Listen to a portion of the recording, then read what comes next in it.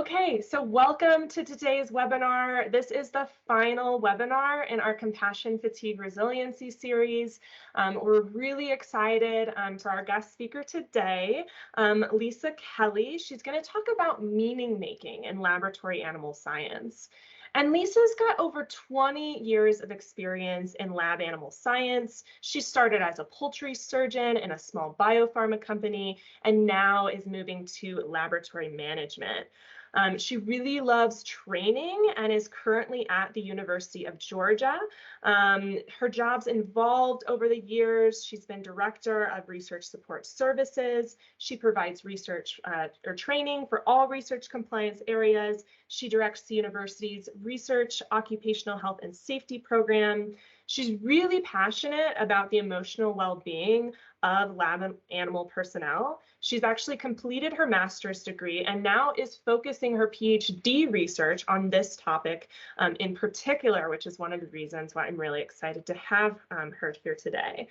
Lisa believes that adult education scholarship may offer unique perspectives on how we can provide support to individuals and to the wider lab animal science community. She's active in National ALAS, has served on multiple committees, and currently serves as the incoming chair for the ALAS Foundation. She's also past president for the Laboratory Animal Welfare Training Exchange and is currently serving on the AVMA's working group on the psychological impacts of euthanasia and depopulation. So welcome, Lisa. And yeah, let's go ahead and turn it over to her so she can get started. So much for that great introduction, Megan. I really appreciate everybody joining me today. It's a really good turnout. I know it's been a challenging week for lots of us, certainly for me as well. I do apologize. I know I was supposed to have, was planned for this webinar to be last week, but the vid finally caught me. I don't know if any of you have had that circumstance, but I was really fortunate because of some incredible researchers and some incredible lab animal personnel, right? That there was a vaccine that I have that kind of helped me skate through the worst of it. However, I do still have a bit of scratchy throat. And sometimes I have a little bit of a coughing fit. So we're going to get through this, but bear with me. Hopefully none of those things will happen and I'll be able to communicate effectively with you today. So what we're going to be chatting about is meaning making in laboratory animal science, which is somewhat the focus of my PhD and certainly, as Megan said, my lifelong passion.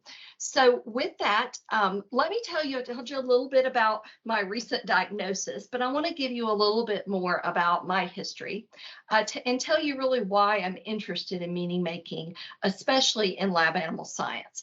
So like many of you, my career has really highlighted a lot of dichotomies. You know, when I entered this profession, I did so because I really loved animals, right? I was really wanted a job where I was going to work with animals.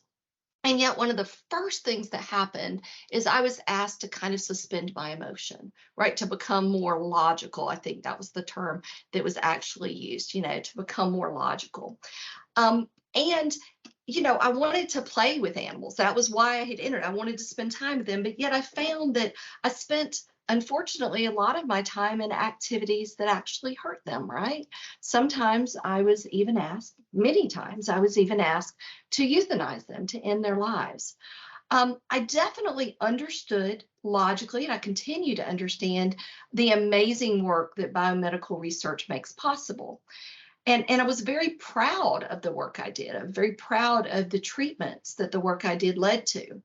But to be really honest, there's a part of me that at times was also probably a little ashamed, particularly in the beginning.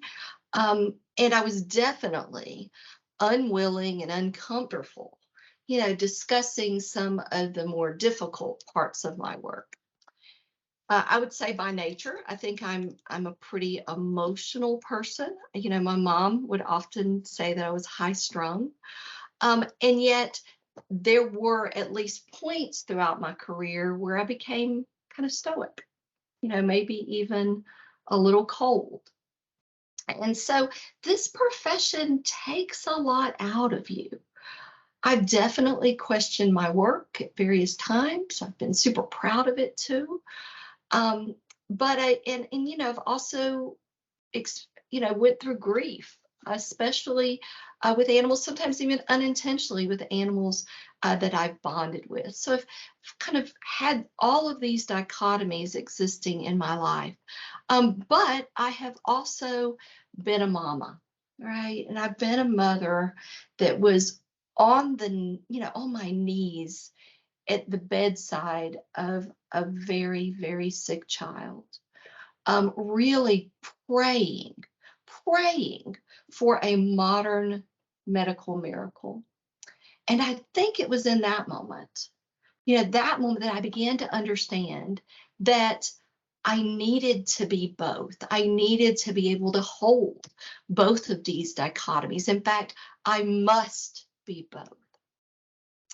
And so I had to figure out a way to reconcile that I love animals, and yet sometimes I'm going to hurt them or in their lives.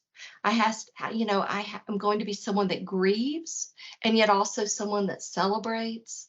I'm going to be someone that hurts, yet chooses to continue to care, right? And I think that is the burden of our profession.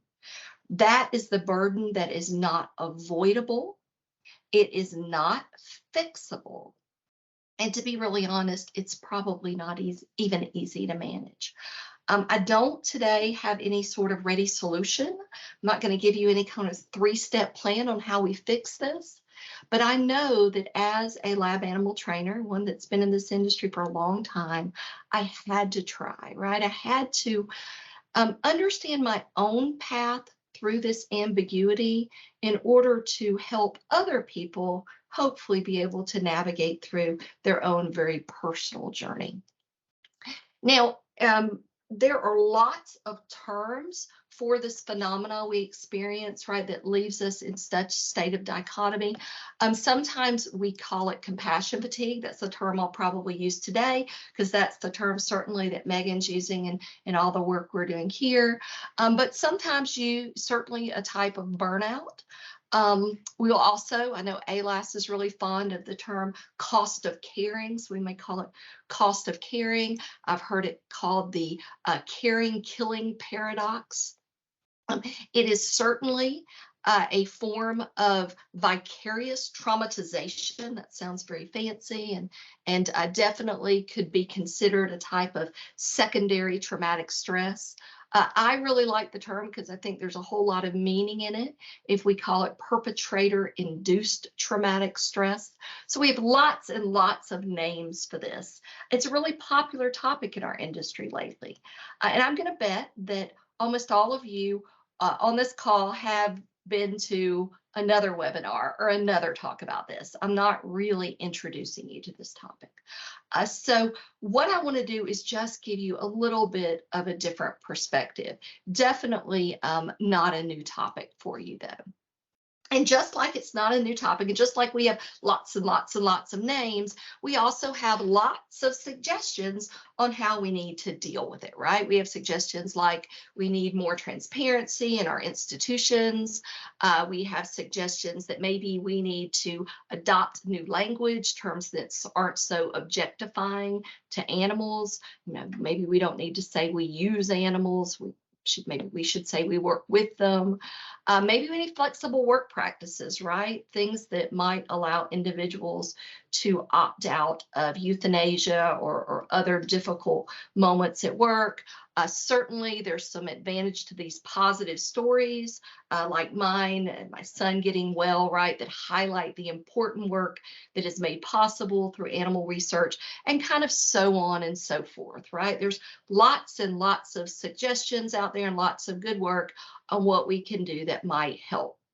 And I agree with all of these things, and I agree with many more. I think there's lots of things out there that are helpful. But what I really want to tell you today is that I don't think there is anything out there that's going to fix this issue, right? Nothing's going to solve it. We really cannot reason or research our way out of this conundrum. It is the burden that we carry. Now, that doesn't mean that we haven't tried to research our way out of it. There is, in a lot of social science research, particularly in the last 10 years around this topic, and most of this research is really looking at data, big data, right? We want big data sets. We want to look at lots of people so that we can make some generalizations about this. What is compassion fatigue? How can we define it? How does it show up? What does it look like in the workplace? And so we create these definitions. We try to define this phenomena. We try to create these lists of symptoms that happen. But I'm not sure that this approach really respects the individual that is going through this on their own very personal journey. In fact, in many ways, these approaches discriminate against a person that doesn't conform to our kind of statistical profile, what comes out of this big data. A one-size-fits-all approach really fits none. Because that statistically created person, that average lab animal personnel, like any other sort of methodologically derived human standard, is really non-existent, right? It's a product of things like algorithms or assumptions, maybe, and maybe throw in a few best fit curves, few interpretive keywords, some sanitized survey responses. It's not a real human, because real people are much, much, much more complicated than that.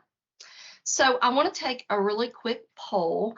How many of you have ever experienced something, that kind of very loose term that we call compassion fatigue? Anybody out there? Do you have anybody? Just drop it in the chat. Yeah, we got some raised hands. I see a few people raising hands. Yep, you got a yep.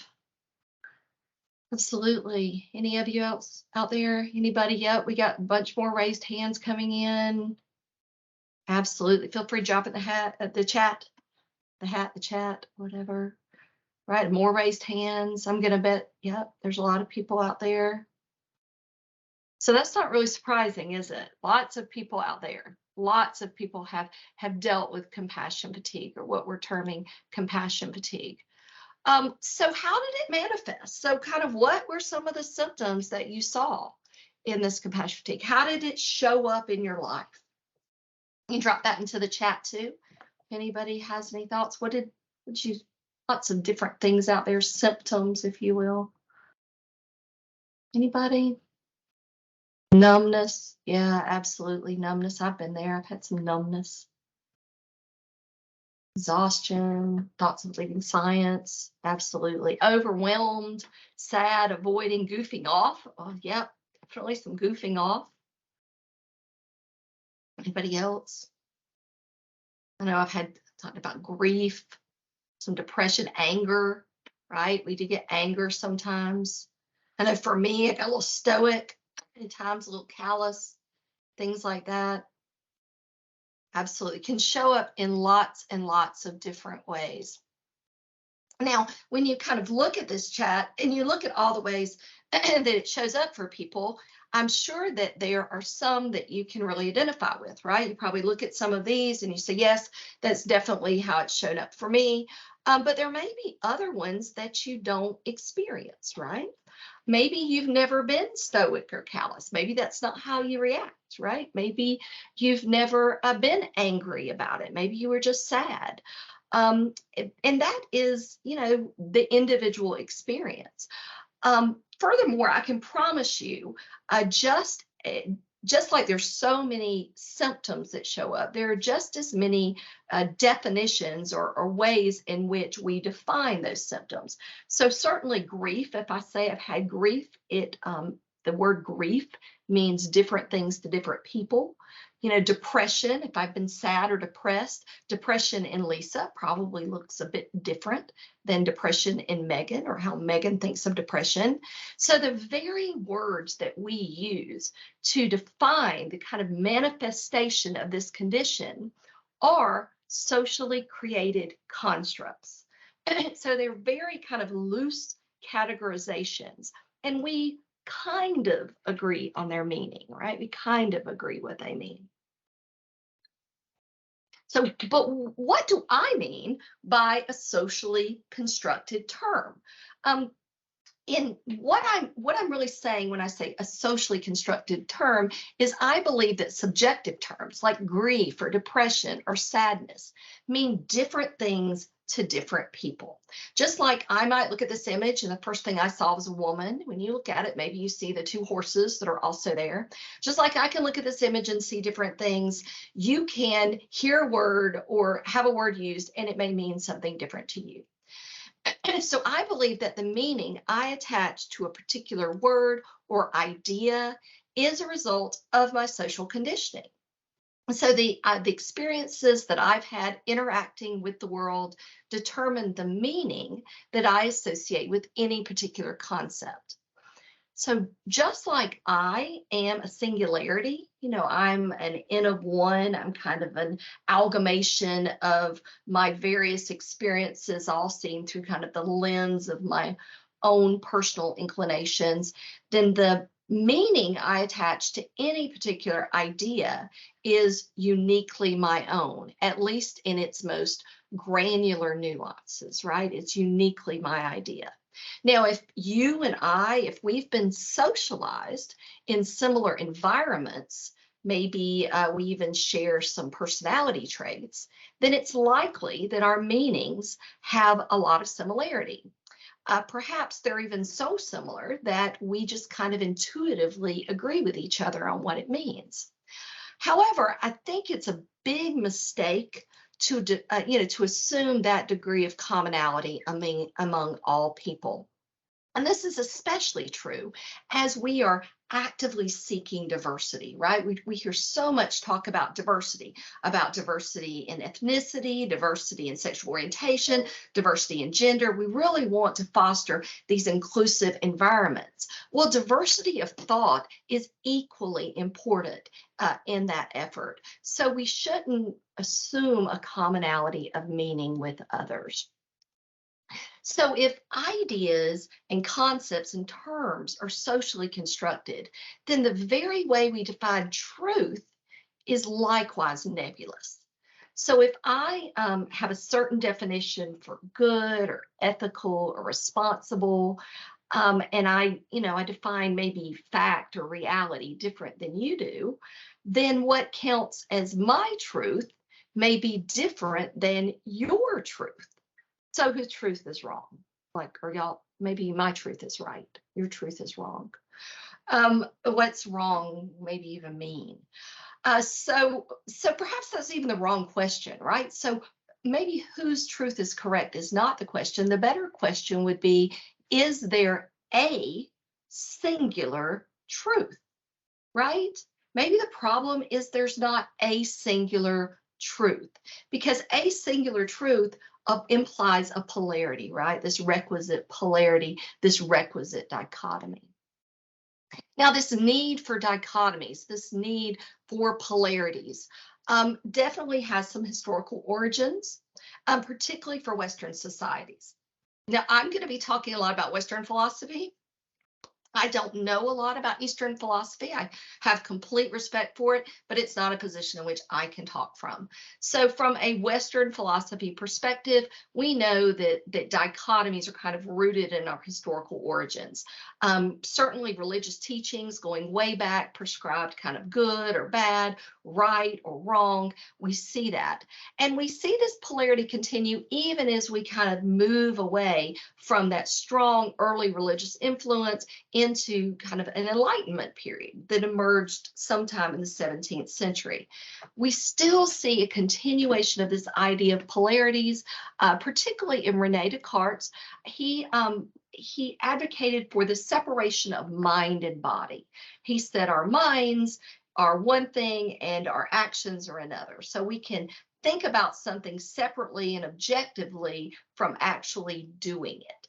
And he was the first person to really propose that philosophically. Not too long later, we have John Locke, and he proposed this idea of empiricism. And empiricism says that all true knowledge, if it's real knowledge, then we must be able to see it or hear it or smell it or taste it or feel it. It's all real knowledge is going to come through our senses. And so those two ideas together really form the basis of what we think of today as scientific inquiry. So our bodies could perform experiments, and then our minds could objectively record, analyze, and interpret, right? Objectively record, analyze, and interpret what our bodies had done. And this is the basis for scientific inquiry.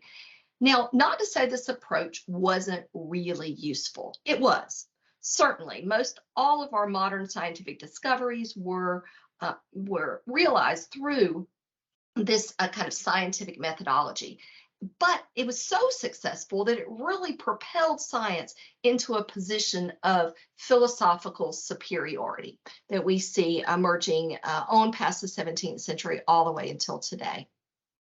Now, by the early 20th century, we had another big group that did something that's really important, and this group was called the Vienna Circle. This was a group of really influential Western philosophers, academics, and they proposed that all real science is linked through shared kind of philosophy and methodology. So that hypothesis, we make a prediction, and then we do some experiments, and then we get some data, and we analyze that, and we interpret it, right? If we go through that, all real science shared that methodology and those philosophies, the Cartesian and Locke philosophies. So at that point, a social scientist in the early 20th century, they were beginning to study people. So they're starting to look at people. We have Freud and others, Weber. They're all looking at how people interact with the world, how social systems, they're doing research on social systems. And so they began to adopt this same kind of scientized method for studying people. And they did it in part to really kind of legitimate their work, right? They wanted their work to be real science. So human actions, things people do, became quantifiable. So we reduced them to data. How many people out of this do this?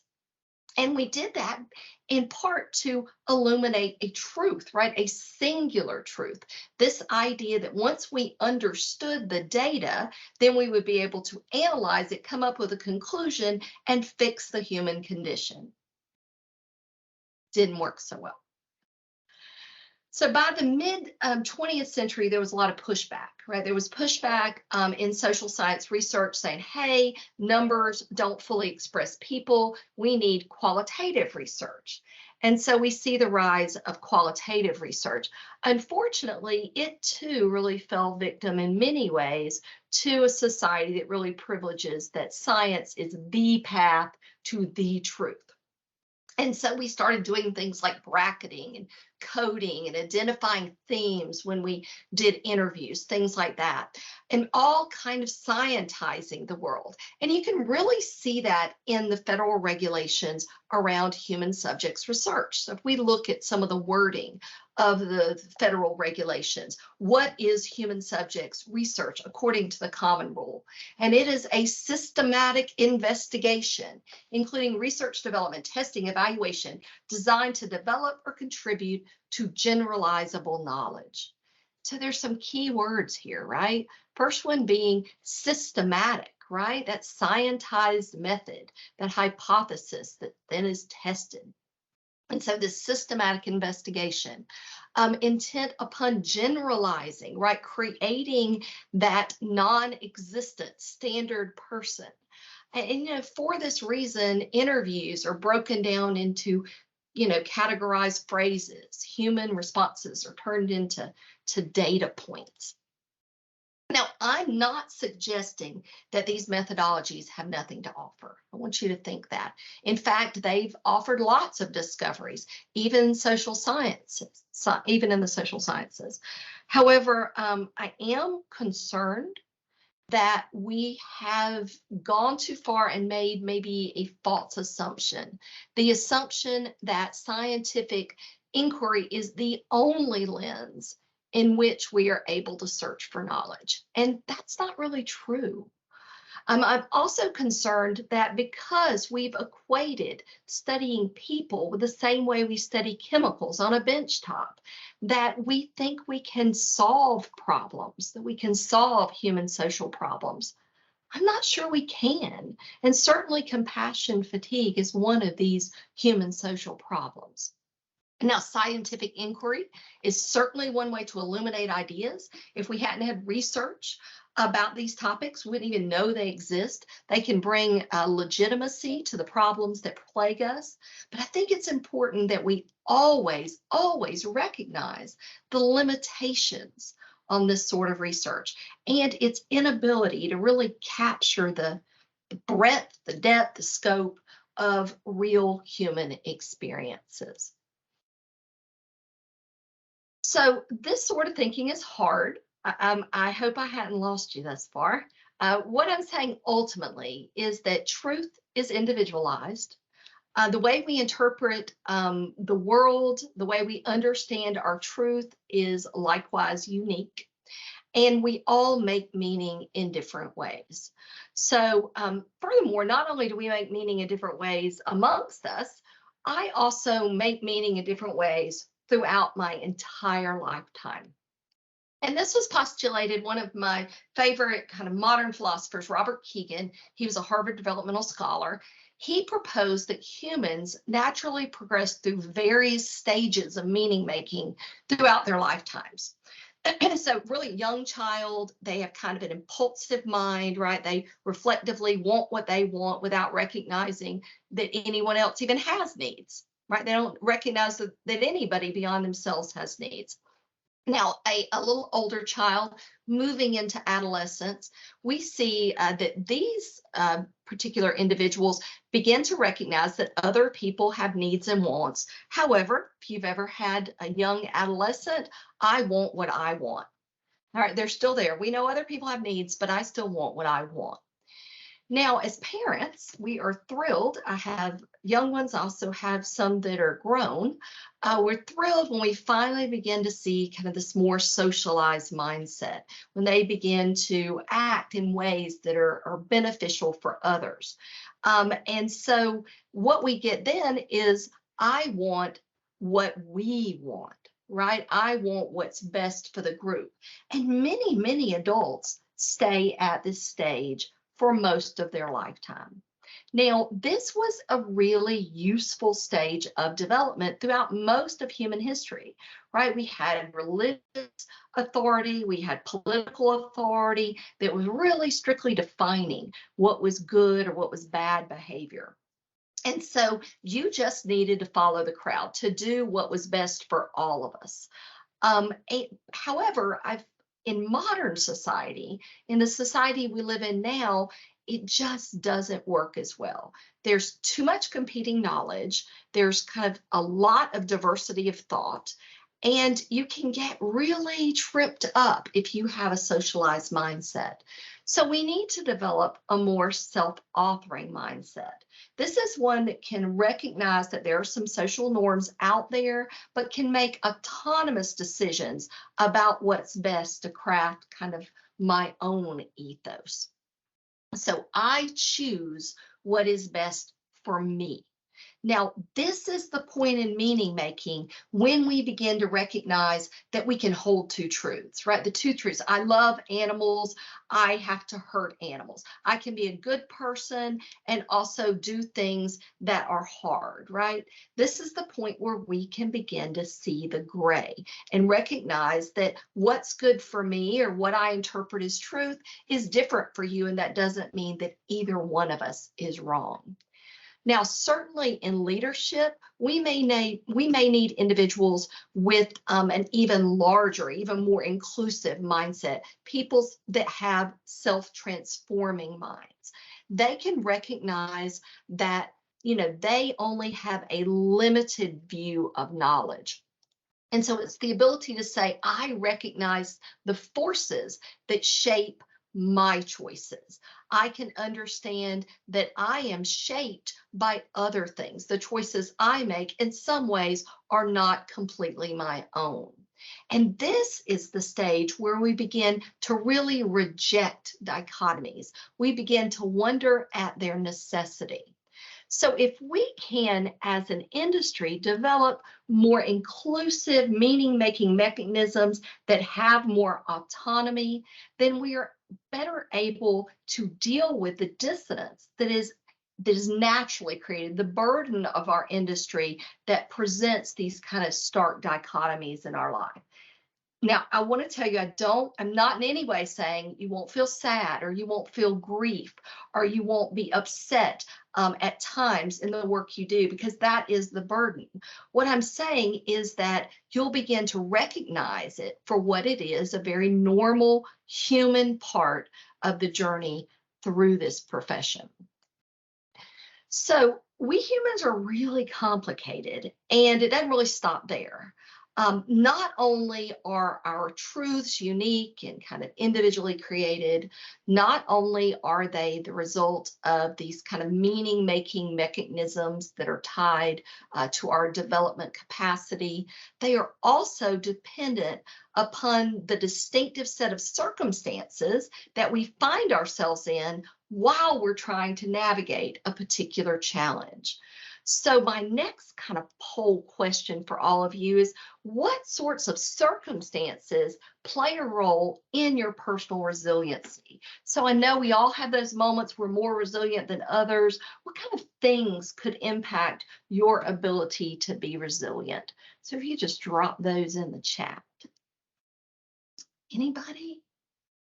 Things may or may not make you more resilient. Rested, yeah. Being better rested could determine it. So relationships are huge, right? Our relationships, stress, right? Stress or lack of stress, stress outside of work, stress inside of work. Yeah, anything else from anybody? Things that can make you impact what else is going on in your life, like all sorts of things. We can't even name them all, right? All sorts of things from, if you had a bad breakfast or maybe if you had COVID, right? Been there recently. If you're mad at your spouse, if predictability, certainly the world, the entire world. I love that. Yes, absolutely. The entire world can move. How much you exercise. Wow, that's a super important one. I wish I got more exercise. I know that I would have more resiliency if I got more exercise. So we see that all these things can play a role. And so it's not just about where you're at in your capacity, it's also about where you're at in your resiliency. And I really like this kind of window of tolerance analogy. This was proposed by Dr. Dan Siegel. He was doing research on kind of the ebbs and flows of human emotion. Now, I've recoined this the window of resiliency. So at our best, we're really able to balance our reason and emotion. Notice that I said balance our reason and emotion, right? I didn't say one or the other. We can't eliminate either one. We need both reason and emotion in order to be resilient. However, lots of circumstances, the world, right? The world, both internal and external, can kind of move us out of this optimal window. Those circumstances could be job related. Those circumstances could be personal. Things like poor work relationships, inflexible work expectations, kind of physical or emotional job tasks, which I know a lot of us go through every day, lack of peer support. I hope you don't have that. If you didn't have managerial support, any of you ever worked for a bad manager? Institutional support, that's important.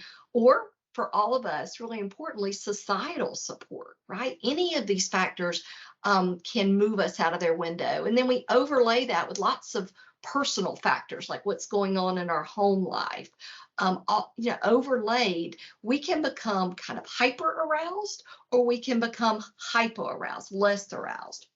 If we become hyper aroused, we might start feeling overwhelmed, eventually maybe even becoming anxious, angry, things like that. If we become kind of less aroused, start shutting down, feeling feelings of disconnection, maybe depression. Even if we've developed capacity for meaning making in a certain way, we may not be able to kind of dial into it. Each person has to be within that balanced window to be able to make use of the capacity that they have. Now, how I decrease or increase, get back to that window really depends on the person. If I'm anxious personally, if Lisa's anxious, then I crave activity. Activity takes my mind off of it. I want to go out with friends and just, kind of unload. However, some of you out there might be a bit more introverted, and the idea of going out with a bunch of people when you're already anxious might just make you more anxious.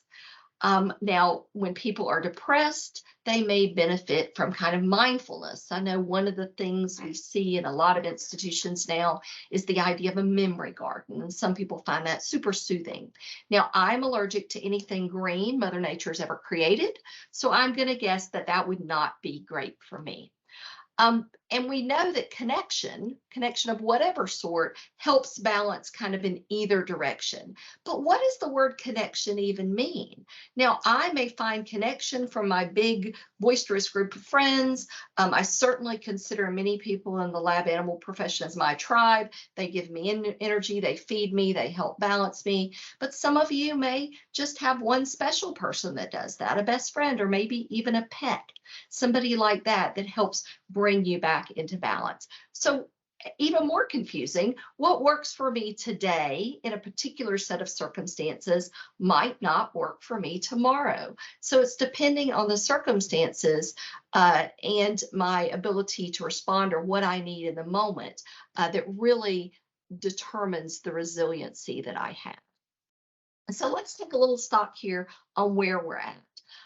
There is, just to refresh your memory, there is no average lab animal professional. Each and every one of you is wonderfully unique. You undoubtedly share commonalities, but you also share differences. Compassion fatigue, like all subjective terms, means something different to each of us. Now, I think, pretty sure we can all agree it's a valid phenomenon. However, it's going to manifest in different ways for different people. And even our interpretation of its symptoms are kind of prone to ambiguity. Now, most research on this topic has relied on science or kind of quasi-science to study what is really a very human phenomenon. And although this research has certainly brought attention to the topic, I think it's also given us maybe this false belief that somehow we can solve it or we can fix it. Now, research on compassion fatigue has certainly brought a lot of great ideas. However, we need to recognize that the experience is really individualized. It's a very individualized meaning-making experience for each person that goes through it each time they go through it, which may move in and out as you navigate this profession through the years. And in order to support people within the field of lab animal science, we need to adopt a more individualized approach, one that doesn't ask for, request, or even want kind of conformity. We need to move away from that. We need to meet people where they are and to help them manage this challenge. Manage, not solve. Right? We're not solving, we're just managing in the moment.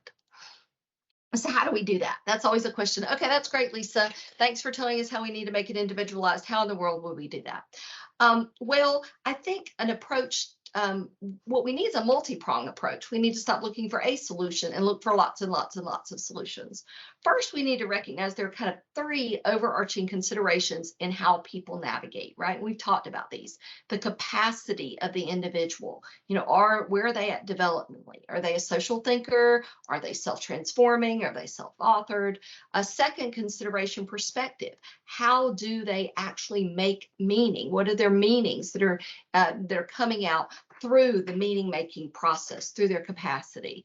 And finally, what are the circumstances they are operating in the moment? We are only as capable as our capacity within a specific certain set of circumstances, our current circumstances. So with capacity, you know, people develop their capacity for more inclusive meaning making in their own time and their own way. So you can't really force someone into a broader order of thought, right? Nor ethically should you.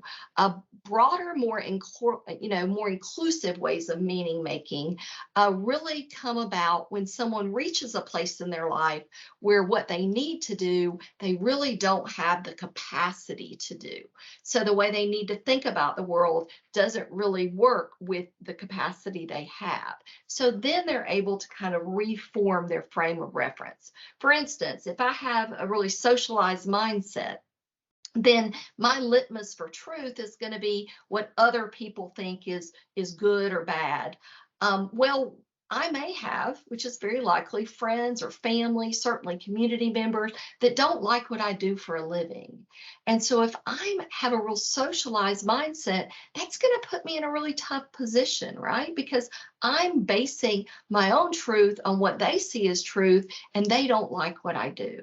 So that's a tough place to be. And in that place, maybe I can change my capacity for thought. Now, managers and institutions can also provide opportunities for growth and should support people as they're becoming more autonomous thinkers. They can do this by helping people have more decision-making opportunities, right? Allowing them to have leadership opportunities that they put in front, and the individual can choose. The individual can choose whether or not they want to grow. The important part here is they can choose. Not everybody is ready for this sort of growth. We know that leadership is oftentimes a lonely road. And so it's important that we're providing appropriate support for our hesitant decision makers, really to help them step into the authority in a way that makes sense for them.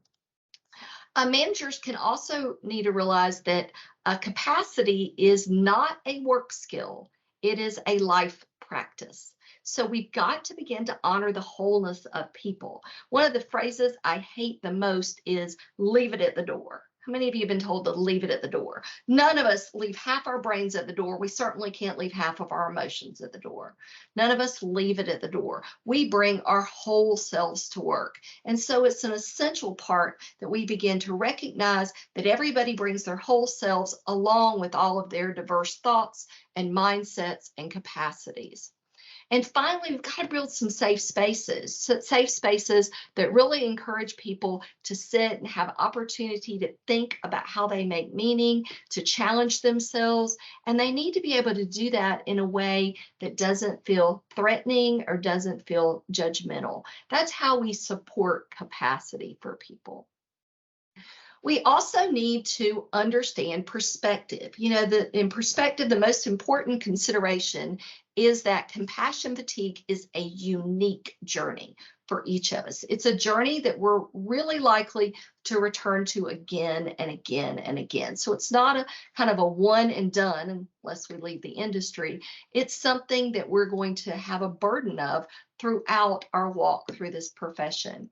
So knowing the significant role that compassion fatigue has in our industry, we don't want to be tight in how we define it, right? What's compassion fatigue for me may not match you. Certainly the symptoms I have or the manifestations may be different than the ones you have. Just because my experiences didn't align with yours doesn't delegitimize yours. However, there's also value in having kind of a keen awareness of our colleagues. We want to build the sort of trusting relationships where we can tell when someone is unusual, right? If someone is not acting like themselves, if I'm particularly quiet in a meeting, then I hope my colleagues feel comfortable enough asking me what's going on so that we can begin to try to figure out when someone is going through a particular challenging time. And we need to be wary of generalities. overall. Be wary of anything where we're this common lab animal professional. We want to honor the diversity of each person's walk through this experience. We also need to recognize that different people respond to life stressors differently. Some of us are more prone to hyperarousal, to that kind of being overwhelmed, being anxious. Some of us are more likely to get depressed or deflate. Regardless, we need to understand what moves us back into equilibrium, and that's going to be different for different people. So what works for me may not work for you, and what works for me one time may not work for me the next time. Any resiliency challenge is real regardless of how it manifests, and none of us are resilient all the time. I think that's why it's so important to consider a toolbox approach, because what works this time might not, and what works the other. We need to have the ability to reach in our toolbox and grab a tool that works at the particular moment it's needed. And there's lots of tools that we can put in our toolbox. We already know about a lot of them. External tools might be interventions supported by your institution or your program. It could be things like a memory garden, maybe animal adoption. I know someone mentioned the rat adoption. That's certainly an external tool, a great one to have in the toolbox. Flexible work schedules, could even be an institutional policy like transparency. All those are kind of external tools. But we also need some internal tools, things like meditation or mindfulness. Maybe you need to go out with friends or take a break, have some downtime, maybe get support from a partner, maybe even get support from a pet. And the more tools, the better. In fact, we don't need a toolbox. I've decided we need an entire tool shed, right? The right intervention at the right moment. So with that, what tools have you found useful in your own journey with compassion fatigue? I know a lot of you said you had compassion fatigue. What's some things that have helped you? You'll drop them in the chat. Anything? I know, Megan, we can use your same answer. Exercise movement, right? Exercise movement is helpful. Anything else? Social support. Big. Yep. Yeah, social support. Yoga. Gardening. That's really interesting. See, gardening would be horrible for me, but boy, it works for you. That's great. Getting out there and digging in the dirt. My husband would agree. He's our gardener. Walking the dogs, taking a lunch break, your pets, all sorts of things. Lots of tools. So the more tools that are in your toolbox, both personally and in your institutions and your programs, I think the more prepared we are to create individualized responses to this very, very real phenomenon. I'm with you on napping. Whoever said napping, that's me. Take a nap. I will always be a nicer person after a nap. So kind of the final question we have is, what parts of the resiliency program, this North American 3Rs collaborative resiliency program, have you found helpful? Has that added any tools to your toolbox? Anything that's been particularly useful for you? We've had lots of things. We've had posters and packets and surveys, the webinars. I think there were a lot of self-care suggestions, some activities. Mindfulness. That's great. Somebody said mindfulness. I think we had a session on mindfulness. Webinars, culture of communication, lots of webinars, yeah, on communication, work relationships. Anything else? Feeling acknowledged. Isn't that powerful? Right? This effort absolutely has helped us feel acknowledged, to know that your challenges aren't alone, being heard, knowing you're not alone. That is incredibly powerful. Lots of thumbs up on that one. All right. Well, I appreciate your attention today. I hope you got just a little bit of a different perspective. And with that, I'm going to open it up and see if anybody has any questions. Yeah, thank you so much, Lisa, for that awesome talk. It was really good to hear your perspective and just to learn about how, it really is an individual practice. If you do have any questions, feel free to type them in the chat. I also will note that those of you watching this live, that this, like I said at the beginning, this is the last NA3RC sponsored webinar in the Compassion, Fatigue, Resiliency series. However, we hope that your institutions are getting their Compassion, Fatigue, Resiliency committees ready and going, and that your institutions are going to be encouraged to have activities maybe once a month, maybe a couple times a year to support that resiliency. And we'll still be here if you need anything. And then just to let you guys know, in about 1 month, you will be receiving a follow-up survey, kind of, you know, we've been doing this program now for about 5 months. It'll be 6 months at the end of August. And we'd love to hear maybe how things have changed or maybe have not. Both are valid experiences, as Lisa would probably like to say. Awesome. So I don't see any question. Oh, I do see a great question. So how do we help individuals, knowing that we are not psychological professionals, and take that unique perspective, but still provide support? I mean, I think it's really important, one, that we have some psychological professionals. I think that's something that should be in every institution's toolbox, because I think certainly there are situations when therapy or professional support is the more warranted approach. But beyond that, I think recognizing that different things work for different people. So particularly if we're managers or we're in a position of authority, you know, maybe a flexible, the ability to opt out of euthanasia might be really beneficial for some of my staff, but it may not be beneficial for others. Maybe time in the memory garden is beneficial for them, or maybe the ability to have a group that they talk to. You know, there may be extroverts that would enjoy, you know, pulling together with a group of people who have similar problems and having group discussions around their struggles, where other people might find that to be anxiety provoking. So I think just being flexible enough and being intuitive enough to recognize that each of us is going through a unique journey in this. Yeah, absolutely. And I'll just add on to that, that individual approach is why the NA3RC, we've strongly encouraged that institutions do not require attendance at any of these webinars or any of the discussions, that is not a required thing, while simultaneously still allowing space and time during the workday so that if people want to go, they are fully supportive in that. But if it's, you know, just not their jam, they don't have to do it. So I think that's kind of a big part. It's just options and choice, like Lisa was saying. So yeah, I see another question.